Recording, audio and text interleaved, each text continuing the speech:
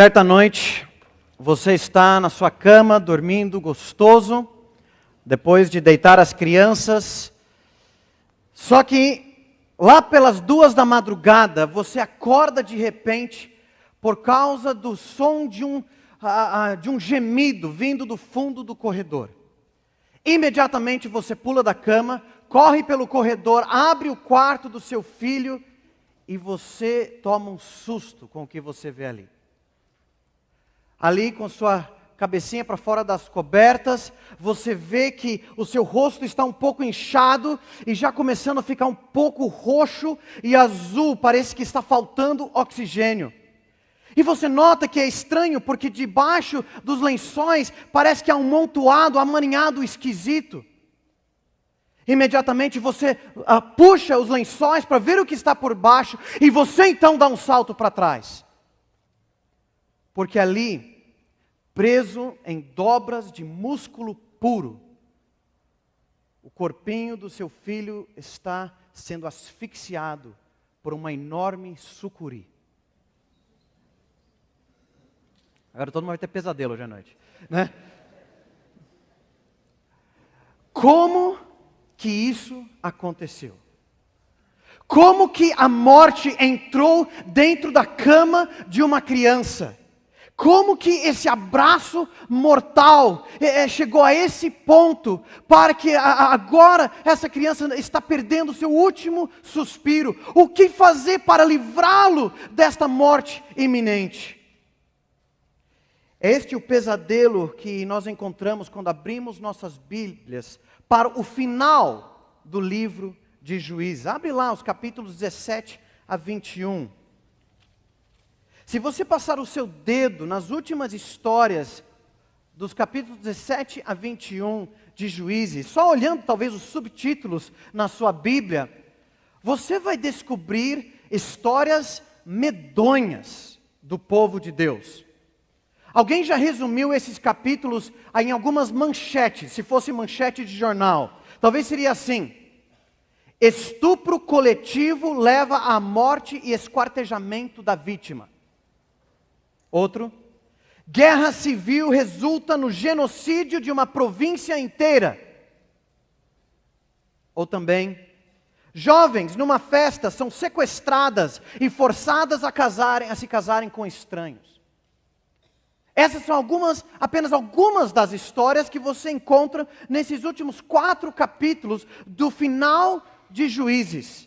Uma situação que quando você lê, você mal consegue entender que está se tratando do povo escolhido, o povo santo de Deus, o povo de Israel. Parece mais história de Sodoma e Gomorra, devido à situação, como está o povo envolto pelo pecado, se destruindo a si mesmo e chegando próximo do seu fim. Como aconteceu isso? Como chegou nesta situação? Bom, se você olhar o último versículo do livro, Juízes capítulo 21, versículo 25, você vai encontrar uma dica. Juízes 21, 25, diz assim: naqueles dias não havia rei em Israel. Cada um fazia o que lhe parecia certo. Cada um fazia o que era bom aos seus próprios olhos. Era uma época em que não existia verdade absoluta. Cada pessoa era a sua própria verdade, dono do seu nariz. Ninguém pode julgar a minha consciência. Eu faço o que eu acho que é certo. Eu sou a lei para mim mesmo. Eu sou autônomo. Eu vivo do meu jeito. Parece familiar? Isso parece com os dias de hoje? Nós vivemos num mundo que é chamado do mundo de uma época pós-moderna, em que tudo é relativo. O homem não é homem, mulher não é mulher, autoafirmação é tudo, e a única coisa não tolerada é a intolerância. Ou seja, a única coisa que você não pode fazer é dizer que outra pessoa está errada. Que isso não pode. que isso é imoral. Isso está fora dos padrões. Porque cada um faz o que é certo aos seus próprios olhos. Esse relativismo da nossa época pós-moderna, na verdade, então, nós vamos ver em Juízes, não é tão moderno assim. Isso já existiu há muito tempo, entre o povo de Deus no Antigo Testamento, e nós temos um livro inteiro voltado para mostrar o que acontece quando se vive esse relativismo. Quando se vive cada um fazendo o que é bom aos seus próprios olhos. Ninguém manda em mim. Eu faço o que eu acho melhor. Eu sou o padrão para mim mesmo. E o resultado, como nós podemos ver e vamos estudar daqui a alguns meses, no final de Juízes, é pura e simples. Autodestruição. Autodestruição. Caos. Anarquia. Mas por que foi assim? Foi porque cada um fazia o que era bom aos seus próprios olhos, mas o texto diz que há outro motivo também. O que é? Não havia rei em Israel. Tinham muitos heróis, muitos comandantes, mas nenhum rei para derrotar definitivamente os inimigos ao redor e guiar o povo de Deus de volta para Deus. E é isso que nós vamos ver nesse livro, que a questão de cada um fazer o que é bom aos seus próprios olhos está diretamente ligado à falta da liderança de Deus e o rei colocado por Ele para resolver o nosso problema do pecado e do mal em nosso meio. O livro vai nos ensinar que a falta da liderança piedosa leva o povo à autodestruição e à necessidade da misericórdia divina. Mas como chegou nesse ponto? O livro de Juízes não começa nos capítulos 17 a 21. Então nós vamos voltar para o capítulo 1, que nós já lemos no início do culto, e você vai acompanhar esse texto longo, que nós vamos trabalhar hoje, e nós vamos fazer algo diferente nesses próximos 2 meses, a pedido do pastor Mendes. Nós vamos trabalhar um livro de manhã e à noite durante os próximos 2 meses, 2 meses e meio. Intercalando entre os pastores, e nós vamos trabalhar e mergulhar neste livro de Juízes. Então hoje à noite o pastor Ricardo vai continuar onde nós vamos parar, no capítulo 2, versículo 6 até o 3, 6 também. E nós vamos ver o que acontece neste livro, a falta de liderança que leva à autodestruição e à necessidade de misericórdia divina. Mas nossa pergunta nessa manhã é como que chegou nesse ponto? Como que a sucuri entrou no quarto? Como que ela subiu na cama? Aqui no início nós vamos ver que, na verdade, tudo pareceu que começou muito bem. Olha o capítulo 1, versículo 1. Os primeiros versículos vão mostrar que Deus concede vitória pela sua fidelidade. Olha o versículo 1 de Juízes 1. Depois da morte de Josué, os israelitas perguntaram ao Senhor: quem de nós será o primeiro a guerrear contra os cananeus? Bom, ele começa dizendo que é depois da morte de Josué. Nós precisamos nos situar na história. Deus havia escolhido, desde Gênesis, um povo especial seu, no Antigo Testamento. O povo de Israel. Ele havia escolhido-os para abençoá-los com a sua presença e com suas promessas, e através de Israel, revelar a sua misericórdia, a sua santidade e também a sua justiça. Misericórdia, santidade e justiça de Deus, através de Israel para as outras nações. Então, com Moisés, Deus havia libertado o povo de Israel da escravidão no Egito, levou para o deserto durante 40 anos, o sustentou ali, formando uma nação, dando as suas leis santas de como deveriam viver, construindo o tabernáculo e todo o sistema de sacrifício para que eles pudessem usufruir da presença de um Deus santo sem serem mortos diante da santidade de Deus. E mostrando todo como a presença de Deus seria significativa, especial ali para eles. Depois, com Josué, eles haviam entrado na terra de Canaã, a terra prometida, e destruído, derrotado as forças, as nações que haviam ali. E Deus tinha dado ordens específicas para que quando entrassem na terra de Canaã, eles deveriam destruir tudo e todos, para depois dividirem a terra entre eles. Deus deu uma lei muito específica. Se você voltar na sua Bíblia, em Deuteronômio capítulo 7, versículos 1 a 6, você vai ler quais eram os padrões que Deus tinha estabelecido para essa conquista. Isso é muito importante para entendermos o capítulo 1 de Juízes. Deuteronômio capítulo 7, versículos de 1 a 6.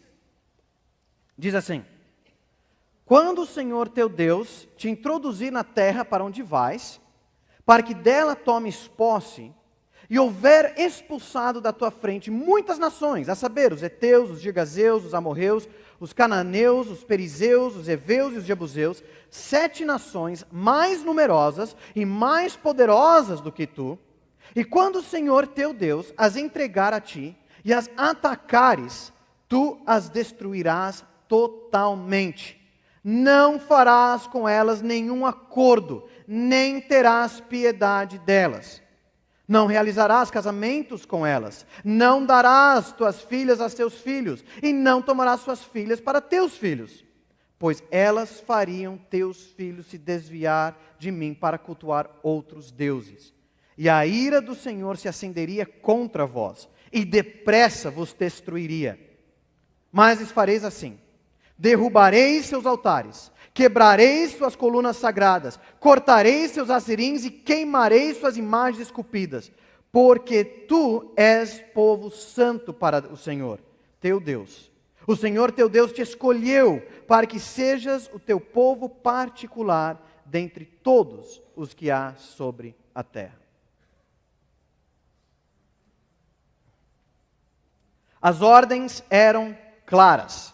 Não poderia haver trégua nenhuma para esses povos que habitavam ali.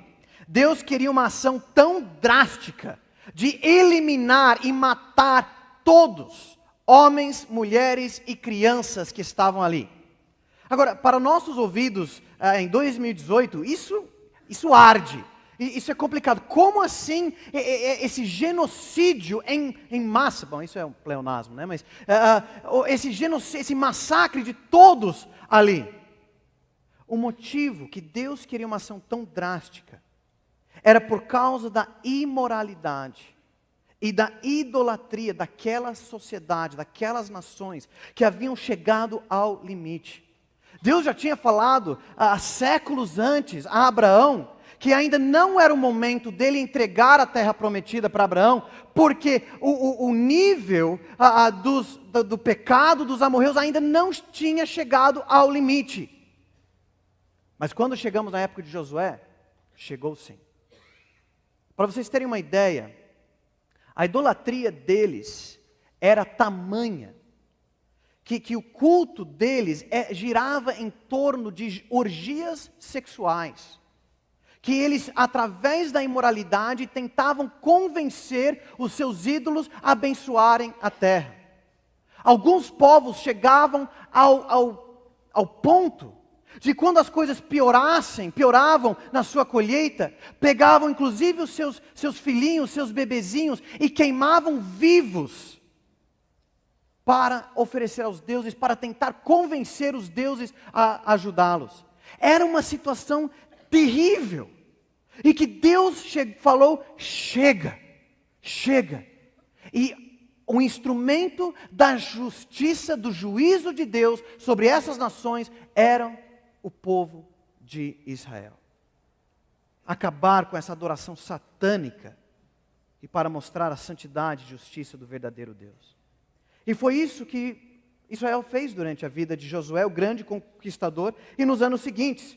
Agora, as principais nações haviam sido derrotados, eles dividiram a terra entre as tribos de Israel, que são as 12 divisões do povo de Israel, que vem dos 12 filhos de Jacó, de Israel. Então, os descendentes de cada um formou uma tribo. A gente pode pensar talvez como se fosse uma província, um estado, só que todo mundo meio que parente, distante, mas vindo do mesmo pai. Então, dividido entre eles, e agora o que sobrou? Cada um voltando para a terra, o território que foi dado para eles, eliminarem o que sobrou das nações ainda ali, e ocuparem a terra que foi dado por Deus. E foi isso que começou a acontecer.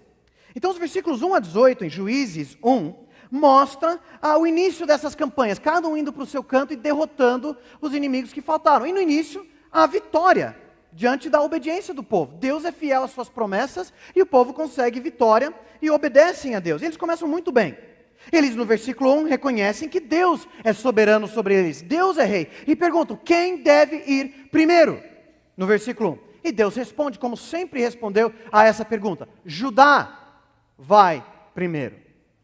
E aqui já é uma dica de que Judá vai à frente nas guerras. É Judá quem vai ser usado em primeiro lugar para derrotar os inimigos, porque de Judá é quem depois virá o verdadeiro rei. E nós sabemos, muito tempo depois, é de Judá que virá o leão da tribo de Judá, para a batalha final contra o pecado.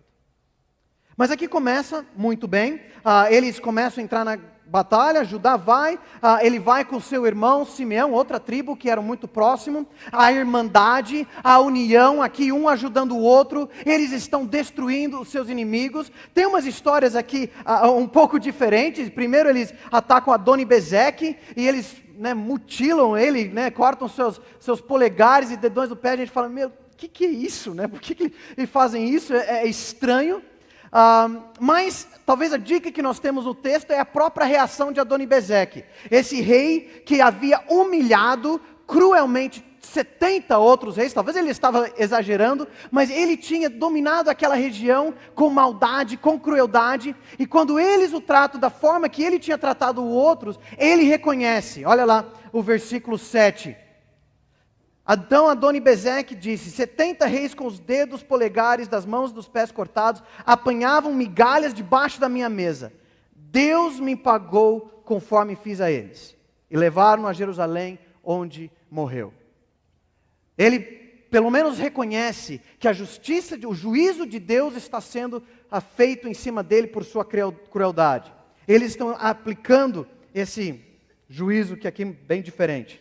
Nós vemos mais para frente a história de Otoniel, que ele então derrota uma cidade, com isso ele ganha uma esposa, e junto com sua esposa depois ele tem um terreno com fontes. Eles tiveram um terreno num lugar mais deserto, ela pede fontes altas, fontes baixas, para irrigar essa terra. Caleb, o sogro, dá isso para eles. Então eles estão derrotando os inimigos, eles estão recebendo bênçãos de Deus, e aqui mais para frente você ainda tem a história dos queneus, versículo 16, que sai um outro povo que era muito amigo, muito próximo do povo de Israel, que saem lá de Jericó, da cidade das palmeiras, e vão habitar entre o povo de Judá. Outros povos estão chegando e também sendo abençoados por meio das vitórias que o povo de Deus está tendo.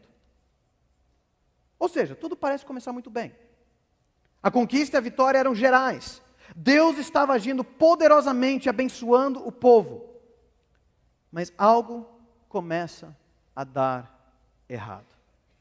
Embora eles estavam conquistando, no versículo 9, a região montanhosa, a região do deserto, a região da baixada, ou seja, tudo,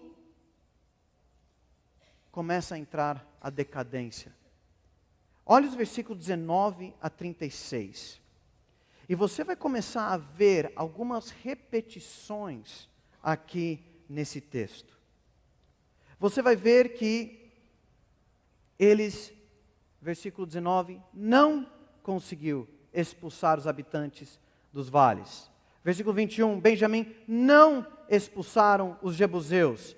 você pula lá para baixo, no versículo 27, Manassés não expulsou os habitantes, porque os cananeus insistiram em habitar naquela terra. Versículo 28, porém, não os expulsou completamente. 29, não expulsou, não expulsou, não expulsou, não expulsou. Mas, o que acontece? Eles começam a habitar no meio dos cananeus. E, na verdade, a coisa começa a piorar. Começou bem, mas daqui a pouco eles não estão conseguindo mais ter vitória, não estão conseguindo mais expulsar os inimigos.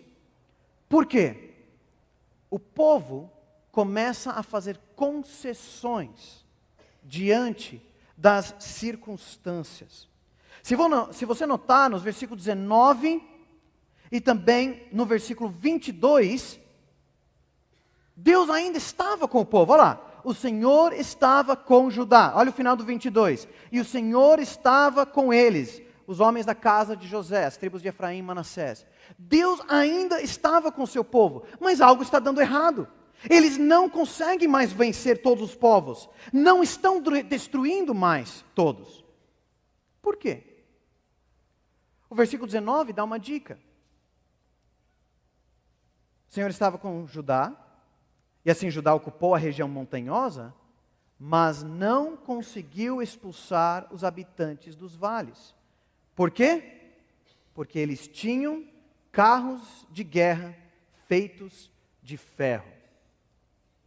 O problema, a circunstância aqui, é que os cananeus contra quem eles estavam batalhando, especialmente aqueles que moravam nos vales, eles tinham poderio militar, tecnologia militar avançada.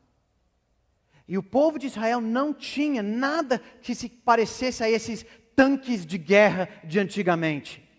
E não conseguiam lutar contra isso. Mas aí surge uma pergunta. Se o Senhor estava com eles e eles não conseguiram derrotá-los por causa dos carros de ferro, qual é o problema? Deus não é forte o suficiente contra carros de ferro? É esse o problema? Deus não conseguiu derrotá-los? Não, é claro que não. Mas o texto mesmo vai nos dar uma dica aqui. A superioridade militar dos inimigos não era desculpa. Quer ver por quê? Olha os versículos de 19 a 21. No 19 nós vemos Judá não consegue expulsar os cananeus. E no 21 nós vemos que os filhos de Benjamim não expulsaram os jebuseus que habitavam em Jerusalém. Parênteses, se você voltar no versículo 8, Jerusalém já tinha sido derrotado e queimado. E mesmo assim, numa cidade queimada, parece que não foi ocupada, os jebuseus voltaram, eles escaparam, talvez se esconderam nas montanhas, e aí depois que Judá foi embora, depois de queimar Jerusalém, eles voltaram e reocuparam. E mesmo assim, a cidade enfraquecida, e os filhos de Benjamim não conseguiram ocupar a cidade e conquistar a cidade. Então o que é? O problema é que Deus está com eles, mas não adianta? Não. Olha o versículo 20, no meio desses dois versículos, que mostram um contraste com esses dois. Conforme Moisés havia prometido, Hebrom foi entregue a Calebe, que expulsou dali os 3 filhos de Anak. Esse versículo não está aqui por acaso. Ele não está simplesmente solto falando de uma outra vitória. Esta vitória de Calebe é muito importante e significativa. Calebe era um dos 2 que tinham vivido desde o Egito até a entrada na Terra Prometida. Ele e Josué. Os únicos 2 de toda aquela geração que confiaram em Deus, que Deus iria entregar a terra.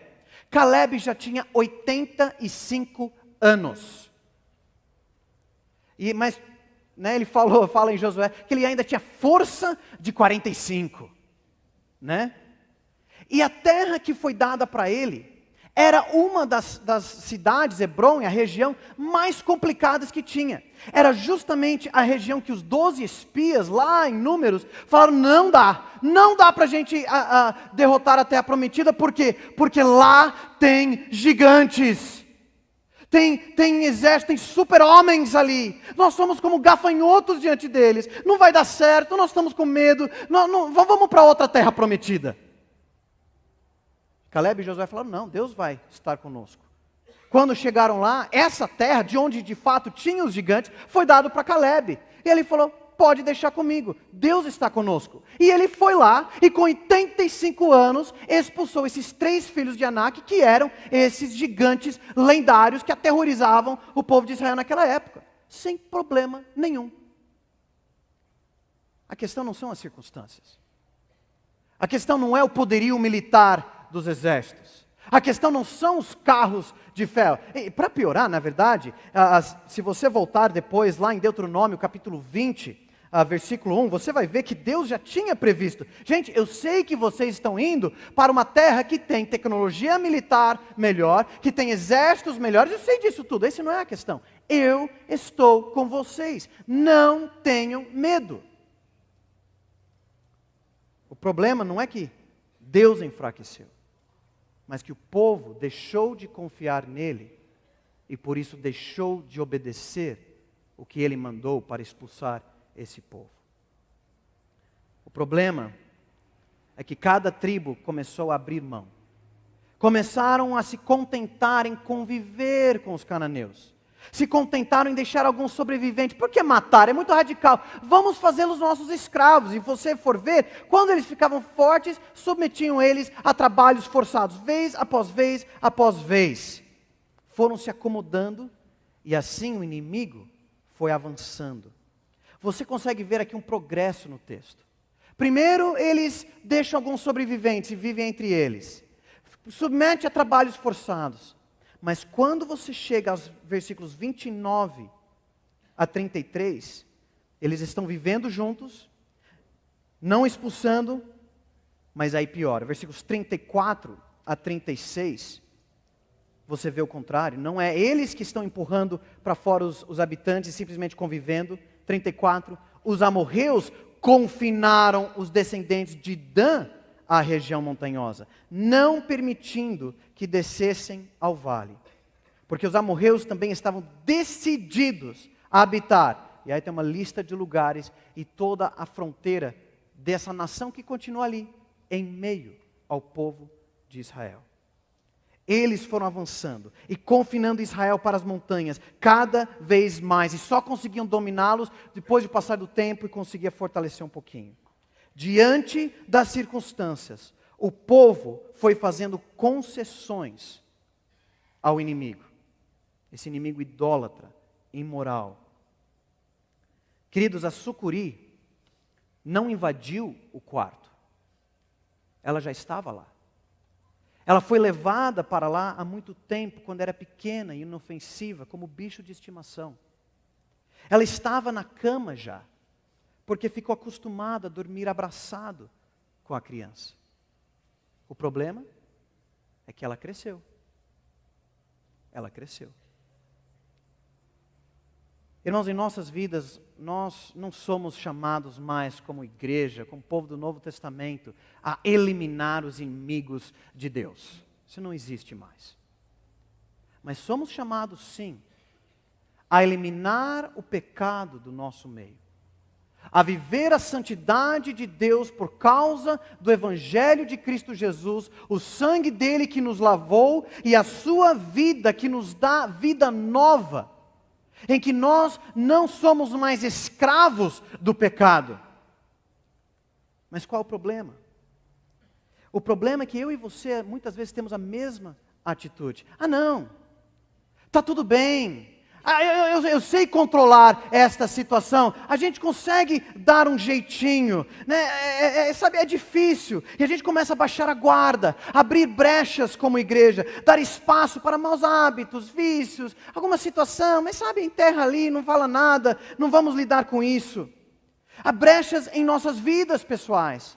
Um problema que surge entre você e o seu cônjuge. Estão brigados, separados talvez até dentro de casa. Mas sabe, eu já cansei de lidar com isso. Não vou tratar isso de fato, esse mal aqui. Talvez um problema de amargura, de uma situação não resolvida. Você está chateado com alguma coisa, da própria igreja, ou com alguém da igreja. E aquilo começa a remoer, mas não, eu não vou falar nada, eu vou ficar na minha em paz. Mas não está em paz. Você está convivendo com o pecado. E aquilo não tratado começa a crescer, e você está levando isso para o seu quarto, você está levando isso para dormir junto com você, e aos poucos você não percebe que as dobras estão asfixiando o seu coração. Um relacionamento com alguém que se diz crente, mas está nem aí para a vida que demonstra o Evangelho. Talvez alguém que inclusive já foi disciplinado pela igreja. Não, mas sabe, isso foi coisa da igreja, de culto administrativo. Isso foi coisa dos pastores e da liderança espiritual. Aqui entre nós a gente é amigo. Eu estou tentando ajudar. E você convive com a influência do pecado. Coisas pequenas, em que a sociedade vai apertando. E nós vamos concedendo. Sabe, é difícil. O mundo mudou. São complicadas as coisas, você não sabe como é lá fora, a gente não pode ser assim tão radical, né? E aí acontece que o pastor Abimael descreveu muito bem, nós temos um cristianismo que já está conformado com derrota espiritual. Ah, sabe o que é? Sabe, eu sei, todo mundo tem suas lutas, a tentação é assim mesmo, eu tenho os meus, você tem os seus, né? Mas é assim, vamos lutando. Irmãos, isso não é graça. Claro, graça é reconhecer que nós, não é ficar assim agora com um superpoder espiritual, e eu sou perfeito, e você agora... Não, é reconhecer, nós temos lutas. Romanos 7 deixa isso muito claro. Nós temos dificuldades, lutas na vida cristã, e nós vamos lutar contra o pecado em nossas vidas até o dia que Cristo voltar. Até temos corpos glorificados. Mas às vezes nós lidamos com o pecado meio que passando a mão, sabe? Não, é difícil, né? É uma luta, tal. Ao invés de reconhecer que a verdadeira graça é sim reconhecer a presença do pecado, mas então recorrer à verdade do Evangelho, de que Cristo morreu pelo pecado e ressuscitou nos dando uma nova vida para que todo pecado seja morto em nossas vidas. Considerar-nos mortos para o pecado e vivos para Deus. Romanos 6:11 em diante fala disso. Nós não somos mais escravos, então precisamos morrer para o pecado. Cristo nos deu tudo o que precisamos para a vida e para a piedade. 2 Pedro 1:3 deixa isso muito claro. Ele nos deu a vida de Cristo. Ele nos deu o seu sangue. Ele nos deu o Espírito Santo que nos incomoda e mostra e nos guia. Ele nos deu a sua palavra. Nós temos muito mais do que o povo de Israel tinha nessa época dos juízes. Só que a gente se acomoda e traz o pecado para a nossa cama, para o nosso quarto. Começa a ser um bicho de estimação. Só que ele cresce. Ele cresce. Pequenas concessões ao pecado resultam em juízo e lamentação. E é isso que o texto termina dizendo, os versículos 1 a 5 do capítulo 2. O anjo do Senhor subiu de Gilgal a Boquim. Peraí, o que é isso?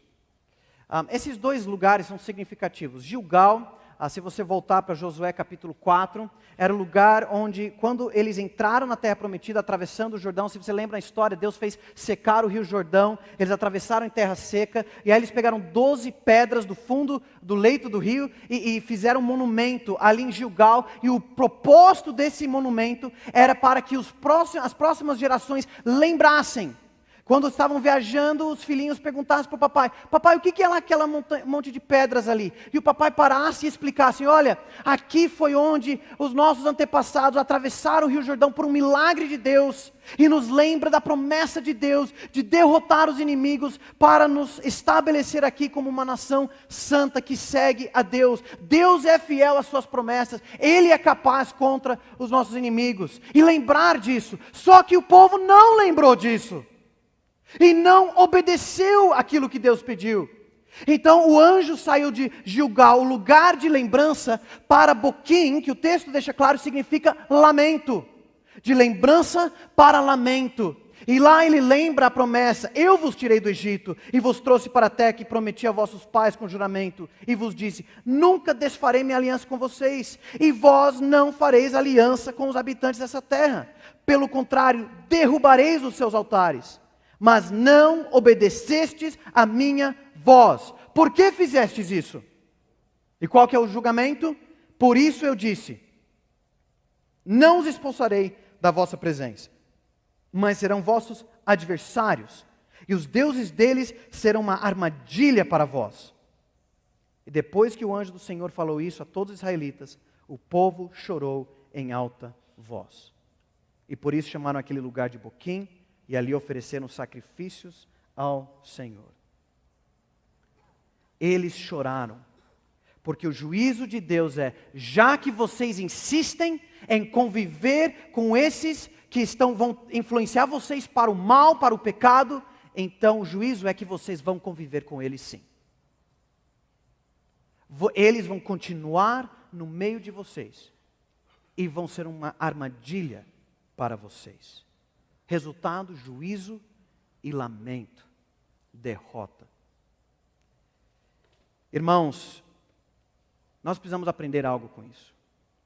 Quando Deus nos mostra algo em nossa vida, por menor que seja, que precisamos lidar com todo o poder do sangue de Jesus que nos capacita para dizer não ao pecado. Mas quando resistimos, quando deixamos brechas para o pecado, quando nos tornamos confortáveis com isso, se torna parte do nosso estilo de vida, influências que vão nos puxando para longe de Deus, falta de tempo, é a correria da vida, que eu não busco mais a Deus, situações que não são resolvidas, coisas que, relacionamentos, e trocas de textos e fotos no meu celular, com alguns grupos secretos, à noite, quando toda a família está dormindo, coisinhas que vão se espalhando na minha vida. Quando nós insistimos naquilo, o pecado pode se tornar uma armadilha permanente. Quando nós decidimos não usar de todos os recursos que Cristo nos dá pelo Evangelho, quando nós decidimos: é difícil demais, não, eu sei o que Jesus fez por mim, mas sabe, é complicado, é muito difícil. Quando eu decido que o sangue de Jesus não é suficiente para combater o pecado na minha vida, irmãos, não resta mais nada para combater o pecado. Não tem mais nada mais forte do que isso. Não tem mais nada que vai derrotar esse pecado. E ela vai permanecer. E ela vai crescer. E ela vai resultar em destruição e lamento. Nós temos vidas aqui na igreja que têm passado por isso. E têm lamentado. Porque o pecado tomou conta e destruiu. Isso não significa que não há esperança. Nós vemos em Juízes, há esperança. Deus liberta o seu povo ainda. E há esperança, você ainda pode se arrepender. Não com essas lágrimas desse povo aqui. Esses lágrimas aqui, a gente continua lendo, não significou nada. Era tristeza de remorso. O que nós precisamos, conforme 2 Coríntios, nós precisamos das lágrimas que conduzem ao arrependimento. E o reconhecimento que em Cristo temos o perdão dos pecados. E podemos combater o pecado em nossas vidas. O sangue de Jesus ainda está disponível para você hoje, para acabar com o pecado que cresce na sua vida. Não durma com a sucuri. Não estou falando da sua esposa, tá? Não durma com a sucuri. Isso é tão óbvio. Mas por que não é mais óbvio então? Então, por que não é óbvio? Algo que Deus mostrou que é mais perigoso e mais destrutivo do que uma cobra. Israel levou a sucuri para casa. Israel alimentou a sucuri. Israel dormiu com a sucuri. Não foi de imediato, foram pequenas concessões ao pecado. Então quem pode livrar aquela criança que está presa neste abraço mortal? Quem pode libertar Israel da sua espiral decrescente? Precisa ser alguém de fora. E em Juízes nós vamos ver muitos líderes sendo levantados, mas por mais que eles conseguem tirar uma dobra da cobra, duas novas surgem, e eles próprios líderes, e às vezes pseudo-heróis, são presos nas agarras. Precisamos de alguém maior, alguém mais forte do que nós. Precisamos de um rei, aquele que irá primeiro, que terá vitória sobre o mal. Graças a Deus que para nós, Ele já veio. Travou a batalha final com a serpente e venceu. E é pelo poder da vida de Cristo que hoje nós podemos ser libertos do poder do pecado e das pequenas concessões e viver em santidade. Pai, nós clamamos pela nossa igreja. O abraço mortal da sociedade fora e o pecado dentro dos nossos próprios corações é uma ameaça constante para nos acomodarmos e fazermos concessões pequenas, mas que se tornam grandes e levam ao juízo e lamentação. Pai, que a tua igreja esteja abraçado a Cristo e o poder da sua cruz e ressurreição para dizer não ao pecado e viver uma vida de santidade. Oramos em nome de Jesus. Amém.